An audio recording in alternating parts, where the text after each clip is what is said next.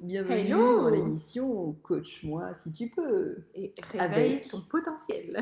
Vanessa Millet. Marie-Christine Thomas. Eh Eh bien, bien, bienvenue. bienvenue, on espère que vous allez bien. Dites-nous comment se passe la reprise pour vous, enfin si vous avez repris, ou si vous continuez à faire du télétravail, voilà. Dites-nous où vous en êtes, comment ça se passe pour vous. Voilà. Comment se passe ce déconfinement? Qu'est-ce que c'est moche comme mot? C'est affreux. C'est affreux. Voilà, alors, euh, aujourd'hui, on avait envie de parler un peu plus philosophie en fait, parce qu'en plus ça rejoint quand même bien la vision d'Uni, cette idée de... On aime beaucoup Pierre Rabhi, Ouais. et je pense qu'on n'est pas les seuls, hein, parce qu'on voit que hein, tu as Il partagé est, un il est post. issu de Ah oui, région de naissance, en c'est fait, ça, l'Ardèche, et je comprends tout à fait, puisque c'est une très belle région. Il ne s'est pas c'est installé ça, n'importe où, en plus dans le bois de Pagnolier. C'est un exactement. très très très bel endroit, magnifique spot en Ardèche. On aime beaucoup cet homme-là parce qu'il partage Il est voilà, très simple, en fait. nos Mm. valeurs De voilà, simplicité. humanistes, de Mm. simplicité, d'amour, de sagesse. Et De philosophie. voilà. Alors, la sagesse, on l'a peut-être pas encore autant que lui, mais on a encore quelques années devant nous pour l'acquérir. Voilà. Mais je Il a trouve mis toute sa que vie pour arriver à ce niveau de philosophie de vie. Voilà. c'est Donc, ça, tout à fait. Mais en tout cas, on y tend. C'est vraiment dans, voilà, dans nos aspirations, dans nos envies. Et du coup, ben, on aime bien cette notion de sobriété heureuse. heureuse. J'aime bien cette Mais expression. C'est pour ça que je me suis dit, on va en parler aujourd'hui, voir ce que les gens en pensent déjà. c'est ça. Qu'est-ce que vous en pensez, vous? C'est quoi la sobriété heureuse, en Voilà, fait? d'ailleurs, dites-nous en commentaire voilà, ce que c'est que la sobriété heureuse pour vous, qu'est-ce que ça vous évoque, quelles sont les idées que vous avez envie de partager sur ce thème. Euh, Sachant que voilà, pour nous, ça fait partie de notre philosophie de vie depuis de nombreuses années maintenant. Et en plus, franchement, c'est le cœur de notre actualité, en vérité, Oui, ces d'aujourd'hui. 2 mois nous ont amenés à être tous dans une sobriété finalement heureuse. On était moins dans la consommation, dans l'hyperconsommation. On se limitait au minimum. On s'est rendu compte de nos besoins vitaux.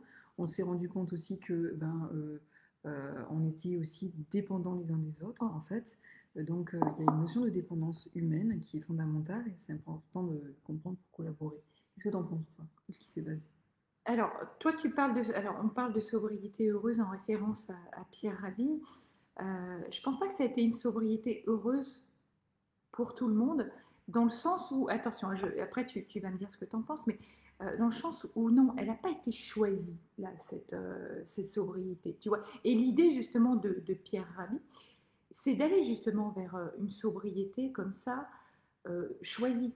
Si elle est choisie, elle est libératrice, et puis comme il dit, elle nous permet euh, d'être plus attentifs à nos besoins, nos désirs, d'aller vraiment les minimiser et d'aller vraiment que véritablement vers l'utile pour remettre la nature et l'humain au cœur, au centre, hein, c'est ce que j'en ai retenu, et que finalement casser un petit peu toute cette mondialisation en fait dont on parle aujourd'hui tout le temps. Donc moi, dans son idée, j'aime bien, c'est que la sobriété, si on la choisit, si c'est nous qui faisons acte d'aller vers ça, et bien évidemment, ça aura beaucoup plus d'impact.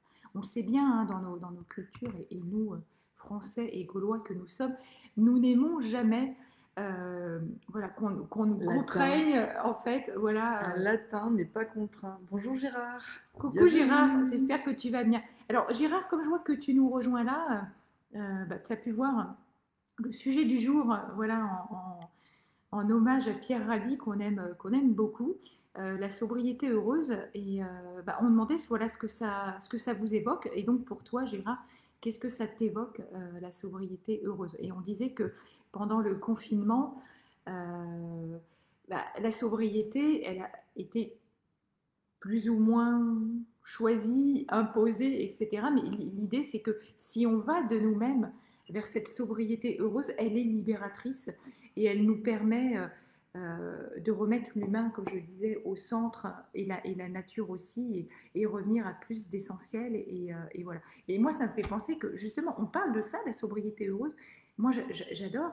Mais regarde ce qui se passe depuis le début de la semaine. Moi, je suis ébahie. Alors, on l'a choisi pas pour rien, hein, Je, ce sujet. je, J'hallucine complètement de voir les gens se ruer dans les centres commerciaux, les magasins, les CC. Et à côté de ça, bah, on n'a pas le droit d'aller sur la plage. Et la plage, c'est désertique, c'est vide. Donc bon, il y a pas mal d'incompréhension. Je le disais hier dans un post, la communication est complètement floue. Et c'est ça finalement qui rend les choses difficiles. C'est quand on, en même temps, comment la communication peut être claire quand on ne sait pas où on va, quand on n'a pas vraiment de direction, etc. On est très C'est dur complexe. envers les autorités, on est très dur envers le monde extérieur parce qu'on demande aux autres de prendre la responsabilité de notre vie. Et donc, bah, vu cette période où on ne sait pas du tout où on va, on ne sait pas du tout ce qui va se passer et tout le monde doit construire un petit peu son monde, Reconstruire son même. propre monde déjà à titre, voilà, à son niveau, C'est ça. et bien forcément, ça devient compliqué.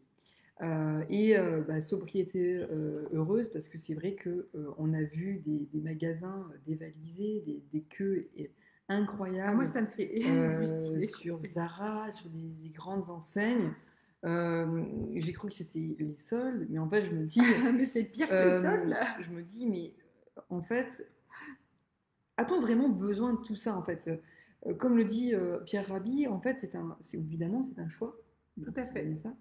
C'est un choix conscient, c'est-à-dire qu'on le fait en toute conscience, on Toute décide connaissance de cause. Et comme il dit, c'est un art de vie, c'est une éthique de vie. Ça permet vraiment d'aller se nourrir à l'intérieur, en profondeur, tout en respectant en fait notre environnement, notre terre, les autres aussi. La nature, l'environnement dans lequel on Le vit. partage, l'équité d'une certaine manière, si on était tous au même niveau, sans vouloir priver les uns de certaines choses, mais si on était plus équitable dans notre fonctionnement, eh bien peut-être qu'on ne serait pas à dévaliser des magasins d'une profonde inutilité qui sont basés sur quand même des vêtements parfois ou des tenues de faible qualité, à faible coût certes, mais qui sont basés sur l'hyperconsommation.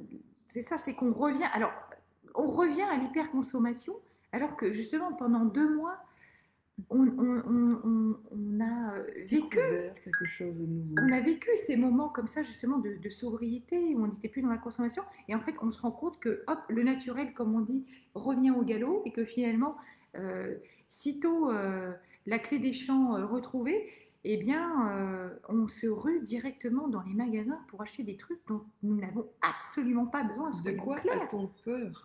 C'est la peur, encore une fois, qui vient dicter nos actes. Mais à côté de ça, le centre-ville, par exemple, nous on habite dans la région de Montpellier, mais le centre-ville de Montpellier, lui, il était vide en fait. Tu vois.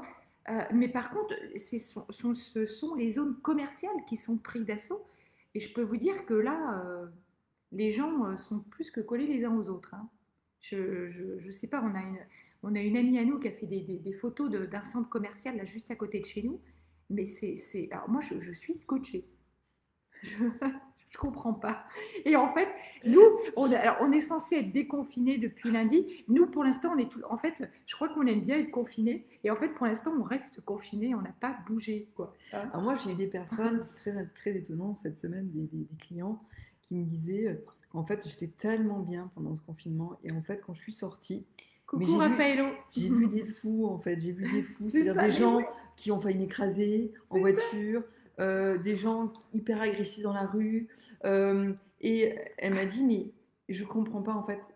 En fait, je pense qu'il y avait une lueur d'espoir pendant ces 2 mois. Ces 2 mois, on a cru que ça allait impacter les choses, que ça allait changer les choses. Alors, moi, je dis à tous, ne rêvez pas. En fait, il y a l'utopie, il y a le rêve.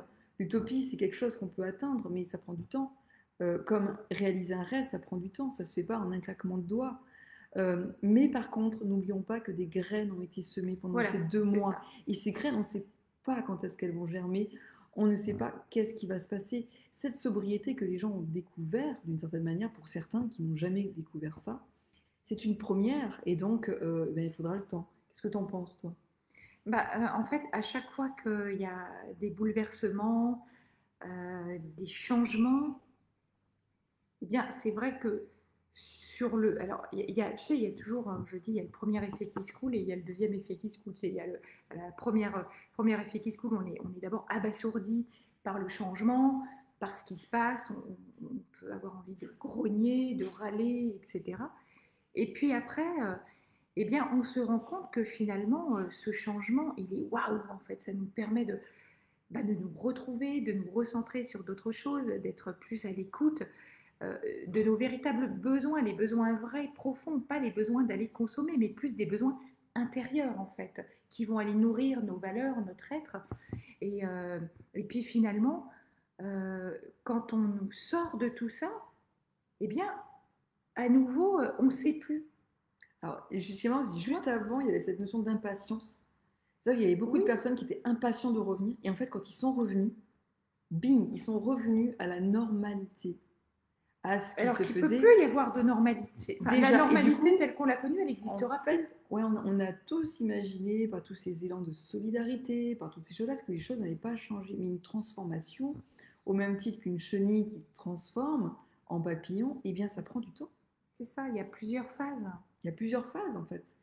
Et donc, là, le monde n'est plus dans un cadre de changement. Il est dans un cadre transformationnel. Mais ça ne se Si fait on pas en un reste, claquement de doigts, si je on trouve. reste dans le changement, on ne va faire que faire évoluer un système qui est aujourd'hui basé sur la destruction.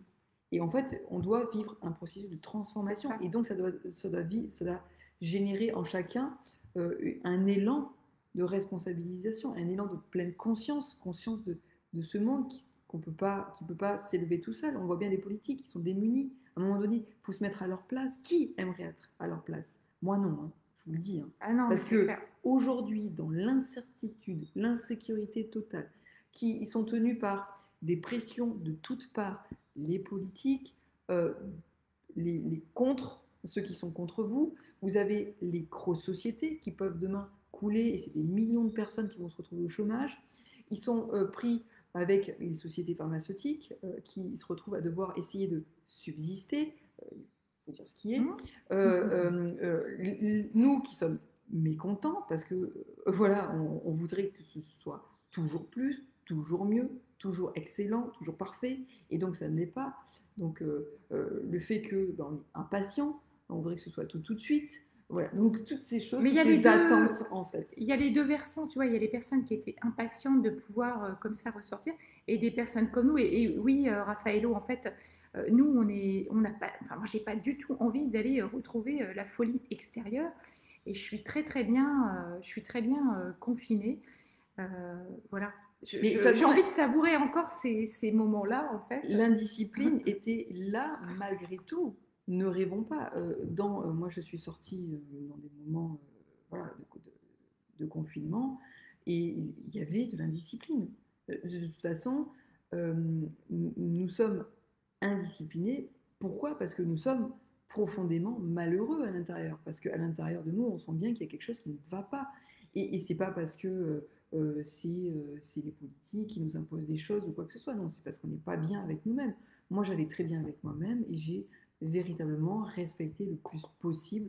Euh, j'ai essayé, en tout cas, Bah, on l'a respecté. On est d'essayer sorti pour aller voilà, faire des courses pour les de ne besoins primaires, contaminer etc. Mais personne. c'est tout. J'ai essayé voilà, de prendre soin de moi aussi. J'ai fait toutes ces ensemble de choses. Et après, le monde, les gens sont malheureux. En fait, le seul moyen de s'en sortir, c'est cultiver le bonheur.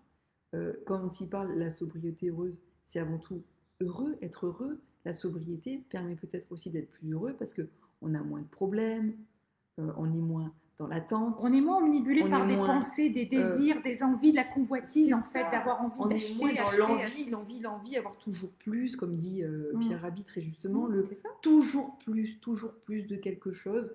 Mais de quoi finalement? Parce que le toujours plus amène au toujours plus. Alors nous, c'est quelque chose Et qu'on c'est voit très compulsif bien. en plus, ça devient compulsif. C'est-à-dire que là, ce qui se passe depuis le début de la semaine, c'est que là on est complètement dans la compulsion. Là, les gens, ils vont acheter, ils savent même pas pourquoi ils vont acheter. C'est juste parce qu'ils peuvent à nouveau sortir, aller dans les magasins, mais ils savent même pas pourquoi ils vont acheter, en vérité. Le fondement, ce qui les nourrit intérieurement, ils ne savent pas pourquoi. Mais ce qui est intéressant dans nos coachings, c'est quand on dit à quelqu'un quelle serait pour toi la rémunération idéale pour être heureux, en fait. Et on se rend compte que quand la personne l'atteint, eh bien, elle va vouloir plus. Et c'est là, en fait, où il y a quelque chose qui n'est pas OK, en fait. C'est on veut toujours plus pour qui? Pour les autres, pour montrer aux autres qu'on peut plus, toujours plus fort, je sais pas, qu'est-ce qui se cache derrière? Ou pour nourrir quoi? Parce qu'en fait, quand on est arrivé à ce qu'on voulait, on se rend compte que nous-mêmes, on consomme plus. Et qu'on peut consommer plus de quoi par rapport à avant? Pas forcément des choses nécessaires. Donc, parce qu'on consomme plus, on a besoin de gagner plus. Et puis tu sais, on n'a pas tous, on met pas tous le besoin de sécurité au même niveau. Il y a des Aussi. personnes qui vont être parfaitement en sécurité en ayant 10 000 euros de côté sur leur compte en banque. D'autres, il leur en faudra au moins 200 000. Donc il y a aussi, tu vois, il y a aussi, encore une fois, nos Bonjour, perceptions Marielle. sont différentes. Et coucou Marielle, ravie que tu sois là. Et voilà, nos perceptions sont différentes. Mon besoin de sécurité va être différent du tien. Et voilà, et en fonction, on agit, tu vois, aussi. Ok. Et comment on peut privilégier alors cette sobriété heureuse? Ce serait quoi pour toi le moyen d'arriver à le privilégier en fait? Qu'est-ce qu'on pourrait faire en fait concrètement euh, pour arriver vers cette art de vie, cette éthique de vie, comme le dit Pierre Rabhi finalement? Alors, on a eu 2 mois justement pour y penser à cette sobriété heureuse. C'est peut-être de vous reconnecter, d'écrire véritablement tout ce que ça vous a apporté ces 2 mois en termes justement de sobriété, de moins consommer, d'avoir plus de moments pour soi, de moins consommer d'essence, tout ça vraiment noter euh, tout ce que vous avez finalement économisé en termes de gaspillage et voir peut-être aussi qu'est-ce que vous pourriez systématiser aujourd'hui dans votre vie quotidienne pour être moins comme ça dans cette envie irrépressible de consommer. Mais vous savez, la consommation, c'est aussi ce qu'on est en train de faire là, en fait. Parce que là, en fait, alors, on a beaucoup consommé de réseaux sociaux, du coup, par contre, à l'inverse. Donc, tu vois, il y a ça aussi. C'est vrai que, ouais, on n'a pas pu consommer parfois matériellement parlant, mais du coup, on a consommé énormément en termes de réseaux De sociaux, télévision, de médias. télévision.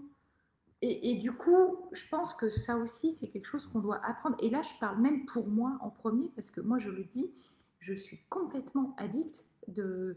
euh, voilà, ça, le téléphone, j'ai vachement de mal à m'en défaire. Les réseaux sociaux, on y passe quand même beaucoup de temps par jour. Et ça aussi, hein, ça n'a rien de sobre. Hein. Parce on est tout le temps du coup à fond dans le mental, le mental, le mental. Et je me souviens que j'ai adoré l'année dernière quand on était sur le chemin de Compostelle parce que justement, j'avais fait vœu de ne plus Coupé.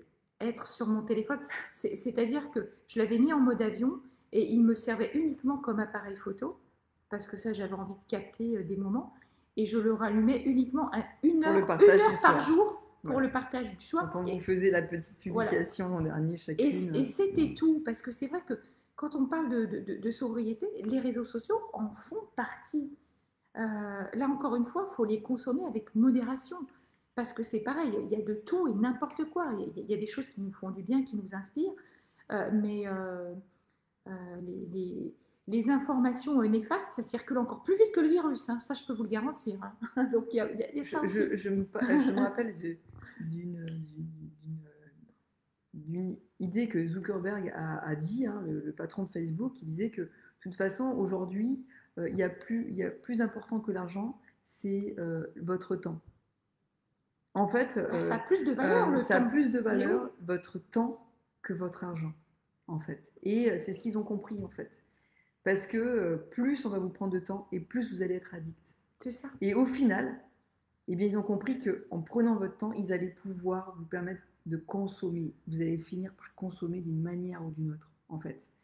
Et donc, ce temps, en fait, c'est un peu notre grand combat, en fait, intérieur. C'est essayer de reprendre, entre guillemets, le pouvoir sur notre temps, quoi. reprendre ce temps pour nous. Et en fait, comment est-ce qu'on peut retrouver le lead de son temps, hein, le leadership de son temps, et ne plus être happé par les médias, les réseaux sociaux, les machins. Alors quand même, les médias, pas mal de gens ont coupé parce que c'était hyper anxiogène. Donc du coup, ça a permis pour Quelle certains horreur, qui ouais. étaient extrêmement dans les médias de couper pour certains, donc c'est bien. Euh, et pour d'autres, bah, ça leur a créé des angoisses pas possibles. Mais, euh, mais voilà, en fait, vraiment, c'est reprendre le leadership de son temps. Et comment est-ce qu'on reprend le leadership de son temps? Eh bien, en revenant dans toujours dans cette sobriété, c'est-à-dire que on enlève les problèmes, on est dans l'instant présent, toujours dans la pleine présence, on y revient toujours hein, à chaque fois et on y Ça. reviendra à chaque fois. Pourquoi? Parce que dans cette présence-là, le temps disparaît. Si le temps disparaît, la pression disparaît, les peurs disparaissent en fait. Quand on est dans l'attente de quelque chose, que ce soit matériel, que ce soit financier, C'est les attentes qui nous tuent. que ce soit dans l'attente relationnelle, on attend un retour de quelqu'un, on attend Ça. que les gens nous appellent, on attend d'avoir Qu'on nous des contacts, réponde. on attend quand on met une publication d'avoir des likes, on attend quoi en fait? On attend tout de l'extérieur sans jamais rien attendre de l'intérieur. Et donc, on ne se nourrit pas. On ne se nourrit pas intérieurement. Et donc, la sobriété, elle est là. La sobriété heureuse, c'est simplement, c'est revenir à une source de satisfaction, une source de nourriture interne qui est à l'intérieur de nous, qui est dans la présence à soi et qui est dans les actes du quotidien que l'on fait avec amour. Parce que quand on fait des choses avec amour, mais vraiment, sans attente, quelle qu'elle soit. Par exemple, moi, je fais mon potager, je ne m'attends même pas à ce qu'il y ait des tomates. Je suis tellement heureuse de voir mes tomates pousser. On est comme des gamines. Et de voir que tous les jours, j'ai l'impression qu'elles ont pris 10 cm. Et je me dis, mais c'est dingue. Comment est-ce que la vie, elle peut être aussi puissante, incroyable? Et je me réjouis chaque instant. Je sais que je vais avoir des tomates. Je ne suis pas en train de me focuser sur l'attente de mes tomates. Ou savoir si j'ai bien fait avant. La question, c'est, voilà, je laisse faire et puis on verra bien. On laisse faire la nature. Du coup, et je ne me prends pas la tête, et je suis dans une forme de simplicité, de sobriété heureuse. Je laisse faire, voilà. C'est ça. C'est tellement beau quand on revient vraiment un petit peu plus vers soi. En fait, je crois aussi que ça vient du fait qu'on ne se fait pas confiance. On ne croit pas assez en notre valeur personnelle, alors que notre valeur personnelle, elle est puissante, quoi. On a des pouvoirs personnels à l'intérieur de nous qui sont juste dingues. D'ailleurs, je vous invite à aller voir la dernière vidéo que j'ai postée sur YouTube ce matin, parce que je parle de ça. Et c'est dingue, mais on a tellement à l'intérieur de nous, on ne se rend pas compte de la puissance de dingue que l'on renferme en nous, quoi. Que l'on renferme d'ailleurs. Je fais bien de dire ça. On la renferme au lieu de la libérer. Alors, libérons-la, parce qu'on a de la magie en nous, vraiment. Alors oui, Raphaël, le confinement nous a permis d'être au plus près de la nature et de retrouver des vraies valeurs. Oui. Et donc, c'est ça qu'il faut conserver pour aussi. Nous, en tout cas, peut-être pas des gens de la ville. Ouais, pour ceux qui sont en ville d'ailleurs, dites-nous quelles valeurs vous avez pu retrouver ou à quoi vous avez pu vous connecter en fait en étant en ville. Parce que c'est vrai que on n'a pas du tout les mêmes besoins, les mêmes envies, on ne répond pas non plus aux mêmes attentes. Ouais, et c'est vrai que oui, le confinement permet de voir autrement le temps, tout à fait. Et c'est ça aussi, oui. On ne prend pas cette pleine mesure. C'est que le temps s'est arrêté en fait. Comme si on avait d'un coup en suspens du temps qui apparaissait d'un coup. Parce que le télétravail, ça a permis quoi? D'éviter les temps de trajet. Le fait de moins consommer, ça a évité d'aller dans les magasins. Donc du coup, tout ce temps qu'on passe à faire ça, on l'avait pour nous. C'est ça. En fait. Et on s'est rendu compte qu'en fait, dans cette sobriété, d'une certaine manière, on gagne du temps. Beaucoup de temps pour soi. Donc forcément, si on a du temps pour soi et qu'on le prend pour soi, on ne peut que arriver à une forme de satisfaction, quelque chose qui va nous nourrir intérieurement si on l'utilise à bon escient. C'est sûr que si vous êtes sur les médias, si vous êtes sur les réseaux sociaux, si vous êtes des choses qui vont vous dévorer votre temps, pour rien, pour de l'inutilité, pour de la distraction qui ne va pas vous nourrir intérieurement, qui va vous faire rendre encore plus impatient, encore plus consommateur, et mais en fait, va pas vous rendre plus heureux, parce que regarde, la situation, c'est qu'aujourd'hui, je suis désolée, j'ai jamais vu autant de personnes malheureuses. Et quand aujourd'hui, que j'ai dépassé tout ça et que je ne suis plus dans la blessure des choses à l'intérieur de moi et que je regarde les personnes et que je les ressens, je vois des gens malheureux. Je ne vois pas mon malheur, parce que moi, ça va bien même. Mais quand je vois les autres, je les vois malheureux et je vois le malheur dans leurs yeux et ils le dégagent et je ressens leur énergie. Et c'est vrai que et je me dis, mince, en fait, qu'est-ce qu'on n'a pas fait, en fait? Et qu'est-ce qu'ils n'ont pas fait? Parce que ça leur appartient aussi. Tu as vu, dans le mot malheur, il y a le mot mal et heure. Encore une fois. Le mal de l'heure, on ne prend pas soin de soi et puis voilà, ça rend malheureux.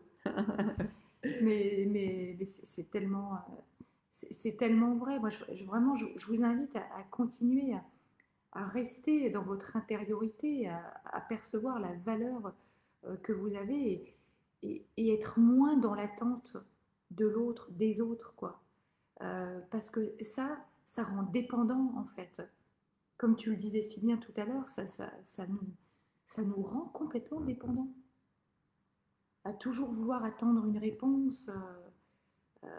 Qu'est-ce que va dire l'État? Et donc, on est devant notre télé, attendre ce que va dire l'État, sans jamais se poser la question de ce qui nous rendrait heureux. Qu'est-ce que je peux faire, moi, pour être heureux? Alors, en fait, quelle action je peux faire, moi, pour être fière de moi? Qu'est-ce que je peux faire pour être fière de moi, pour m'accorder de la valeur? Pour gagner en confiance, pour gagner en estime. Qu'est-ce que je peux faire au quotidien? Là, je vois Gaëlle, tu m'as marqué. J'ai l'impression, ça redevient comme avant, avec plus de contrôle avec la population par la peur. Alors, est-ce que c'est du contrôle ou si simplement que les gens ont peur en fait de la situation parce que forcément, on le sait, économiquement, ça a mis à mal notre économie. Ça, c'est la réalité mondiale. C'est quelque chose qu'il faut vraiment s'ancrer à l'intérieur. On va plus pouvoir forcément être dépendant de l'État aujourd'hui. Il va falloir vraiment que chacun, excusez-moi l'expression, se sorte les doigts du cul, hein, et aille, je suis désolée d'utiliser cette expression, mais je trouve qu'elle est très forte. Évocatrice. C'est qu'à un moment donné, chacun, il va falloir qu'il trouve son moyen de s'en sortir. On ne va plus pouvoir attendre de l'État qu'on nous mette la béquille, comme on dirait, avec dès qu'il y a un souci, on nous donne ce qu'il faut. Non, il va falloir vraiment qu'on agisse les uns les autres. Et ça ne peut se faire qu'en collaboration et pas en se tapant dessus, évidemment. Donc forcément, et oui, ça n'a pas changé parce que les gens veulent rester comme ils sont. Ils ne veulent pas changer. En fait, on a un très fort hermétisme au changement. On a besoin on veut s'accrocher à notre sécurité. On veut s'accrocher à tout ce que l'on a, à notre petit confort, en fait, sans jamais penser que tout ça, cette sécurité, ce confort, eh bien, ça nous a enfermés, ça nous a rendus prisonniers, et finalement, aujourd'hui, on est malheureux. Donc, si jamais ils vont pousser en fait cette peur au maximum pour qu'on décide d'en sortir nous-mêmes. Il n'y a que nous qui pouvons décider de sortir de cette peur. Mais la peur, elle ne vient pas de ce que les gens disent. C'est simplement, ils ne font que des constats. C'est ce que c'est la manière dont on la vit qui va faire qu'elle va grandir ou pas. Ce dont pense toi? Ah oui, mais complètement. Tu sais bien, je ne peux que valider tes propos. Je ne les valide pas toujours, mais je les valide. Voilà, donc, voilà, écouter les petits oiseaux dans le silence des humains. Gérard, tu vois, toi aussi, tu es en ville et tu as trouvé des solutions sur ton balcon, tu as fait pousser des tomates, mais c'est super, c'est-à-dire que même en ville, on peut trouver potentiellement des solutions, même sur un petit balcon, même sur le bord d'une fenêtre, même à l'intérieur de chez soi, on peut faire pousser des poivrons. Enfin, je veux dire, la nature, ça. Moi, nous on a la nature, mais j'ai plein de plantes à l'intérieur aussi. Donc voilà, en fait, on a toujours cette connexion, on peut être connecté si on le souhaite. Voilà, c'est juste une question de choix, toujours pareil. C'est ça, une question de choix. Le choix, quoi qu'on en dise, on a le choix. Le choix de consommer mieux, de meilleure qualité et en réduisant peut-être les quantités. On n'a jamais été autant obèse et on n'a jamais eu autant peur de perdre notre sécurité. Donc en fait, ça veut dire quoi? Ça veut dire qu'on mange plus, Et est-ce qu'on a besoin de manger autant? Est-ce qu'on a besoin, je ne sais pas, de consommer autant des produits qui s'abîment vite parce que finalement ils sont de piètre qualité, il faut dire ce qui est. Et même dans le cas, dans le cas contraire, on accumule beaucoup de choses, en C'est fait. ça. Est-ce qu'il ne faudrait pas mieux acheter deux jeans par an, mais de super qualité, qu'en acheter 4 ou 5 qui au final s'abîment très vite? Je ne sais pas. C'est une idée, c'est une manière de penser, c'est une C'est manière de juste voir. vraiment revoir notre mode de consommation actuel et de voir aussi à quel point ces 2 mois de confinement ont fait tellement de bien, mais tellement de bien à notre planète, quoi. C'est incroyable. C'est En ça, fait, en fait. On a retrouvé, on a redonné de l'oxygène à notre planète, quoi. Alors continuons ça. c'est ça. Finalement, il y a beaucoup de personnes qui ont été en chômage partiel, donc qui ont gagné moins. Ils ont dépensé moins. Et donc, finalement, ils ont gagné moins pour être plus heureux. Parce qu'au final, ils avaient plus de temps, moins de pression, à part s'il y a des enfants turbulents, mais dans ces cas-là, j'ai envie de dire, qu'est-ce qui fait que les enfants sont turbulents à un moment donné? Peut-être qu'il y a une désharmonie familiale, il y a peut-être des choses à revoir au sein de la relation, peut-être un cadre à poser pour que l'enfant soit plus en sécurité. Plus l'enfant est en sécurité et moins il est turbulent. Voilà, dans tout un ensemble de choses à refaire. Mais en attendant, dans la globalité, les gens n'étaient pas forcément contents, d'heureux de se déconfiner. J'ai l'impression, hein, il y a beaucoup de personnes qui avaient l'air de dire que finalement, c'était agréable. Mais tout à fait. Puis encore une fois, on s'y habitue. Et Parce que voilà, ça a duré 2 mois. on a créé de Et nouvelles habitudes. Donc pour oui, certains, certains se sont créés un cocon. Et quand on s'est créé un cocon, eh bien, on n'a pas forcément envie de s'en sortir. Voilà. De sortir du cocon, pas de s'en sortir, hein. Voilà. donc aujourd'hui, Gaël et Gérard et Muriel et tous ceux qui nous suivent, et bien simplement pour dire que la transformation est en cours, ça prendra le temps qu'il faudra, les graines sont semées, le changement ne se fait pas en un Claquement de doigts. claquement de doigts, merci Vanessa, Je t'en prie.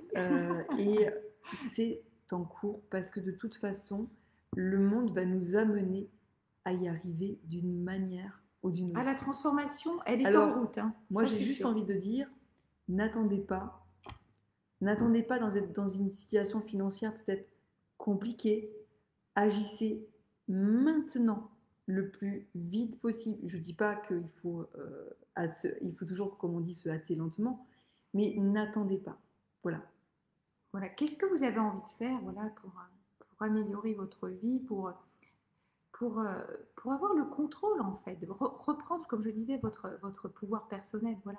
Alors après, si vous avez besoin d'énergie, de motivation, on est là, venez nous rejoindre pour une marche ou un accompagnement avec moi ou avec la jolie blonde qui est à côté de moi.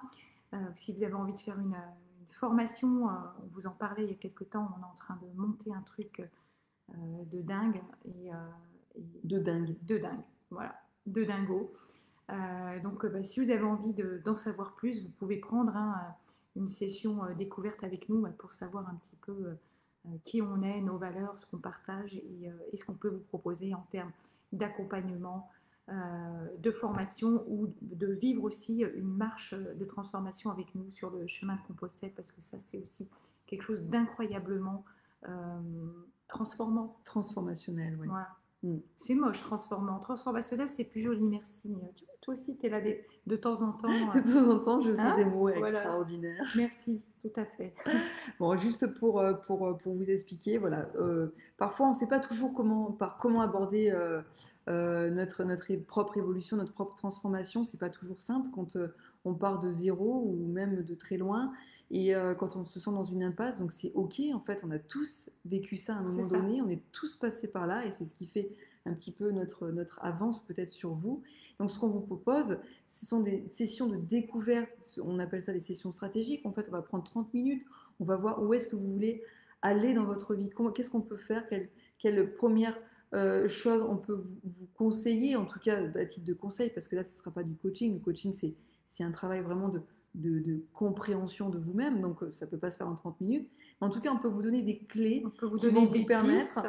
en 30 minutes seulement, en fait, eh bien, de savoir comment vous pouvez déjà vous orienter pour aller vers ce premier objectif qu'on va essayer de clarifier ensemble rapidement. Voilà. Donc, eh bien, tout ça, c'est possible sur notre site www.unique avec un k-coach.com. Et ensuite, vous avez l'équipe unique. Et dans l'équipe unique, ben, vous avez Vanessa, vous avez moi. Et vous pouvez prendre en direct notre site internet, en fait, rendez-vous pour une session stratégique en ligne directement. Donc, c'est plus simple pour prendre rendez-vous, en fait. Et donc, ben, vous prenez rendez-vous et on se retrouvera directement par téléphone. Si vous voulez vraiment que ça se fasse par Zoom ou Skype, c'est tout à fait possible aussi. N'hésitez pas à nous le dire. On vous enverra une invitation par mail. Voilà. Et donc, eh bien, on verra comment est-ce qu'on peut vous accompagner, vous aider dans votre Voilà. Et après, évolution personnelle. Voilà. voilà. Qu'est-ce que vous pouvez faire, en tout cas, pour aller vers ce chemin de la transformation. Mais please, ne restez pas dans l'immobilisme parce que sinon le monde va changer et vous allez avoir un train de retard. Voilà. Exactement. Voilà. Et, Merci Raffaello. C'est super. Oui, la transformation doit venir chacun. On ne sait pas comment elle va se manifester, on ne sait pas là où elle va vous amener parce qu'au départ, on est tellement. On est à l'antipode de ce qu'on peut imaginer de qui on est vraiment en fait. Puisqu'on a une fausse vision de nous-mêmes. Et donc, nous, on va juste vous donner des petits points de détail qui vont vous permettre de vous connecter à vous-même et de voir qu'en fait, vous avez une formidable puissance intérieure à découvrir. Mais après, c'est à vous d'enclencher ça pour aller la découvrir. Voilà, donc on va juste vous révéler certaines choses et vous donner des clés. Des Voilà. clés, et puis après, on propose vraiment des programmes personnalisés pour chacun parce qu'on a tous une manière d'évoluer différente. Et voilà. En tout cas, on adore vous retrouver comme ça, nous, toutes les semaines. C'est vraiment un moment chouette et agréable. Comme d'habitude, si vous avez envie qu'on aborde une thématique en particulier, eh bien, allez-y, on vous écoute, toujours en commentaire. Mais même une fois que la vidéo est terminée, hein, vous pouvez prendre le temps d'y cogiter, d'y revenir et de nous écrire ce que vous avez envie qu'on partage avec vous. On vous dit à la semaine prochaine et à très vite. À bientôt. À bientôt.